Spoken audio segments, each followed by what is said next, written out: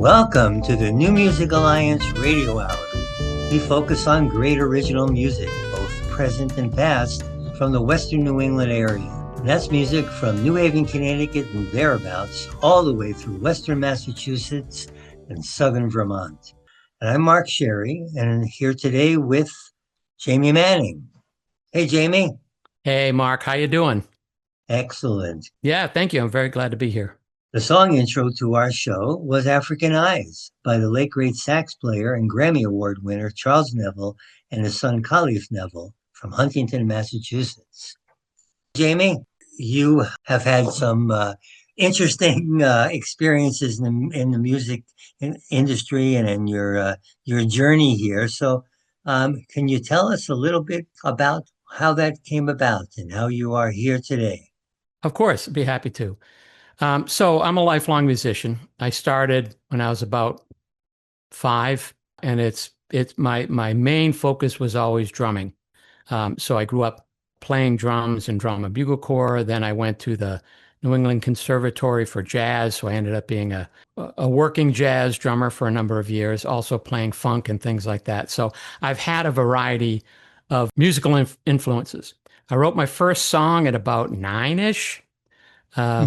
I'm one of those people that just always has a song idea going in my head. So, and that was true then. So I just started getting these ideas out there. I mean, at 9, you're not writing very deep songs, but it was just the practice of getting on a piano, figuring out the chords and going through that whole process and writing a few simple songs. And I was hooked. So I followed that journey of songwriting in parallel with the drumming career as well. About age of 32 or so, got married, had a child. You know, that when you do that, of course, that becomes a big, deep focus.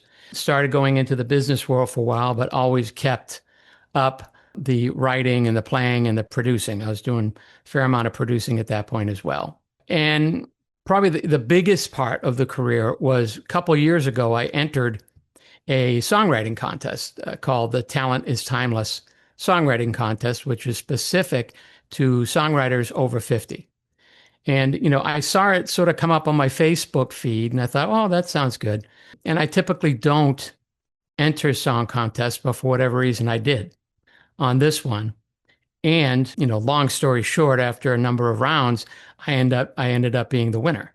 And, you know, there were about 6,500 entries. So that was amazing to me, needless to say, and quite an ego boost that, you know, my song was chosen. But what was most amazing about this particular contest is the prize that was awarded was 2 days of re-recording one of my songs at Abbey Road Studios in London, as well as, you know, staying in London and hanging out with a lot of people I never thought I'd meet, let's say, as well as them doing a whole documentary of the whole experience, including my time there and, you know, my time at home. So it was about a 10-minute, or no, actually 15, 20-minute documentary.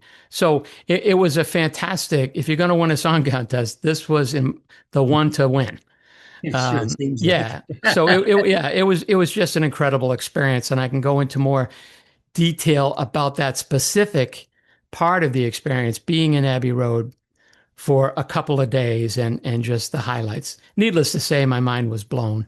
You know, it was for me a seminal moment, right? It was about a peak for me of a career that's gone on for me for about 40 years. So it was incredible. Well, we certainly look forward to hearing the song that we're going to be playing that you had won that contest with. Yeah.